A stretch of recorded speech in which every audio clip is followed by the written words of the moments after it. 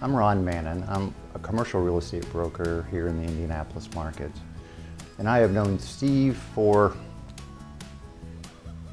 almost 20 years. I originally started out in residential real estate, and I worked at a sister office relative to Steve's. I met him early in my real estate career and immediately identified that he's a special guy. He always shared information with me that was critical for a very young broker. I didn't know it, but he'd only been in the business a year, maybe two longer than I had. Since my residential days, I moved on to commercial real estate, and I maintained a friendship and a relationship with Steve outside of work. He's my referral partner. I refer buyers and sellers to him, and he refers commercial clients to me. If you know what a pathologist is, they're referred to as a doctor's doctor. And being that I'm a real estate professional, Steve is this real estate professional's professional. His method and systems and thoroughness are unprecedented. Recently, this last year, there was a change in my mother's life that had caused her to sell her residence on the west side.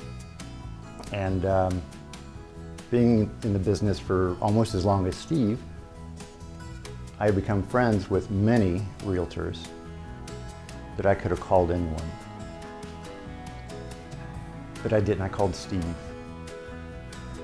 Steve was extremely thorough, very helpful in a tender situation with my mother. My mother asked me once, "Why don't you just list it and you can keep the professional fee for yourself?"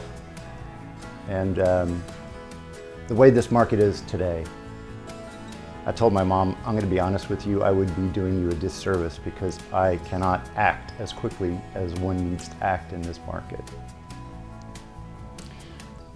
She graciously agreed and knew that I was looking out for her best interest. Steve was integral in facilitating with the setup, the comps, the whole process. I've never seen anything like it.